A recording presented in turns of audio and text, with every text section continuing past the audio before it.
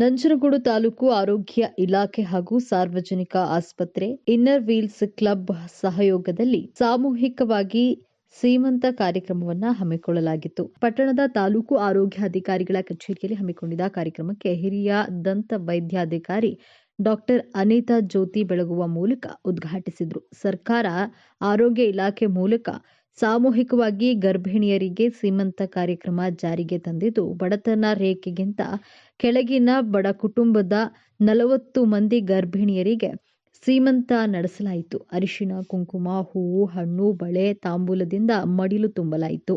ಈ ಸಂದರ್ಭದಲ್ಲಿ ತಾಯಿ ಮತ್ತು ಮಕ್ಕಳ ಆಸ್ಪತ್ರೆಯ ಸ್ತ್ರೀರೋಗ ತಜ್ಞರಾದ ಡಾಕ್ಟರ್ ವೀಣಾ ಸಿಂಗ್, ಪ್ರಭಾರ ಹಿರಿಯ ಆರೋಗ್ಯ ನಿರೀಕ್ಷಣಾಧಿಕಾರಿ ಸಜ್ಜನ್ ರಾವ್ ಬೊಬಡೆ, ಇನ್ನರ್ ವೀಲ್ ಸಂಸ್ಥೆಯ ಅಧ್ಯಕ್ಷೆ ಚೇತನ ರಾಮಚಂದ್ರ, ಡಾಕ್ಟರ್ ಸುಮಾ ರೋಟರಿ ಸಂಸ್ಥೆಯ ಅಧ್ಯಕ್ಷ ರಮೇಶ್, ಸಾರ್ವಜನಿಕ ಆಸ್ಪತ್ರೆಯ ಅಧೀಕ್ಷಕರಾದ ರಶ್ಮಿ, ಹಿರಿಯ ಆರೋಗ್ಯ ನಿರೀಕ್ಷಣಾಧಿಕಾರಿ ಯಧು ಗಿರೀಶ್, ಹಿರಿಯ ಪ್ರಾಥಮಿಕ ಸುರಕ್ಷಾಧಿಕಾರಿ ವಿಜಯ್ ಕುಮಾರಿ ಸೇರಿದಂತೆ ಹಲವರು ಭಾಗಿಯಾಗಿದ್ದರು.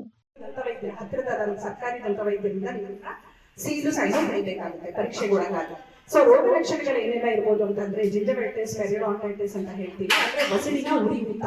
ಅಂದ್ರೆ ಈಗ ನಾರ್ಮಲ್ ಆಗಿ ಬಸಡಿ ಹೇಗಿರುತ್ತೆ, ಗುಲಾಬಿ ಬಣ್ಣದ ತಿಳಿ ಗುಲಾಬಿ ಇರುತ್ತೆ, ಇಲ್ಲ ಅಂತಂದ್ರೆ ಕೆಂಪು ಗುಲಾಬಿ, ಸ್ವಲ್ಪ ಒಂಥರ ಇಂಟೀರಿಯರ್ ಟೆಕ್ಸ್ಚರ್ ಬಂದು ಪಿಗ್ಮೆಂಟೆಡ್ ಬಸಡಿ ಇರುತ್ತೆ.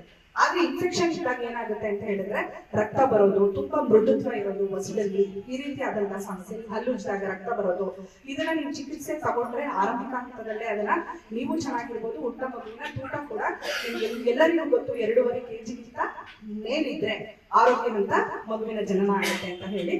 ಸೊ ಹಾಗಾಗಿ ಅದಕ್ಕೂ ಕೂಡ ಸಹಾಯ ಆಗುತ್ತೆ. ನೀವು ಕೂಡ ಆರೋಗ್ಯವಾಗಿರ್ಬೋದು, ನೀವು ಹುಟ್ಟಿಸೋ ಮಗು ಕೂಡ ಆರೋಗ್ಯವಾಗಿರ್ಬೋದು. ಇದನ್ನು ಹೀಗೆ ಬಿಟ್ಟರೆ ಅದನ್ನು ಹೊಸಲಿಗೆ ಪೋಷಕ ರಚನೆ ಅಂತ ಹೇಳ್ತೀವಿ, ಹಲ್ಲಿಗೆ ಪೋಷಕ ರಚನೆ, ಅದು ಬಂದು ನಿಮಗೆ ಮೂಳೆ, ಆ ಮೂಳೆ ಕೂಡ ಇನ್ಫೆಕ್ಷನ್ ಆಗಿ ಹಲ್ಲುಗಳು ಬಿದ್ದೋಗುವಂತಹ ಸಂದರ್ಭಗಳಿರುತ್ತೆ.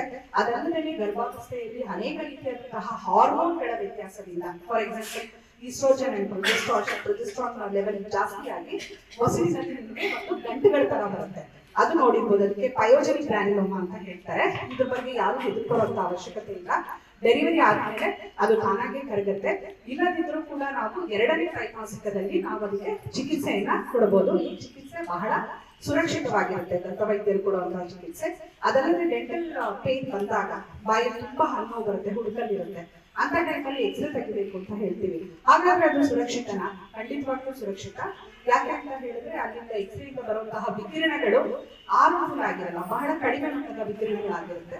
ಸೊ ಹಾಗಾಗಿ ಯಾವುದೇ ಭಯ ಇಲ್ಲದೆ, ಯಾವುದೇ ಒಂದು ಮೂಢನಂಬಿಕೆ ಇಲ್ಲದೆ ಖಂಡಿತವಾಗ್ಲೂ ದಂತ ಆರೋಗ್ಯಕ್ಕೆ ನಾವು ಪಡ್ಕೊಂಡು ಅದರ ಒಂದು ಉಪಯೋಗಗಳನ್ನ ಪಡ್ಕೊಂಡು ಭಾರತ ಸರ್ಕಾರ, ಕರ್ನಾಟಕ ಸರ್ಕಾರ ಏನು ಉಪಯೋಗವನ್ನು ಕೊಡ್ತಾ ಇದೆ ಅದನ್ನ ಸಂಪೂರ್ಣವಾಗಿ ಎಲ್ಲರೂ ಪಡ್ಕೊಂಡು ಉತ್ತಮವಾದಂತಹ ಆರೋಗ್ಯವಂತ ಮಗುವಿನ ಜನನಕ್ಕೆ ಎಲ್ಲರೂ ಕಾರಣಕರ್ತರಾಗಬೇಕು ಅಂತ ಹೇಳ್ತಾ ಈ ಒಂದು ಸಂದರ್ಭದಲ್ಲಿ ಎಲ್ಲರನ್ನೂ ನಾನು ಕೇಳ್ಕೊತೀನಿ.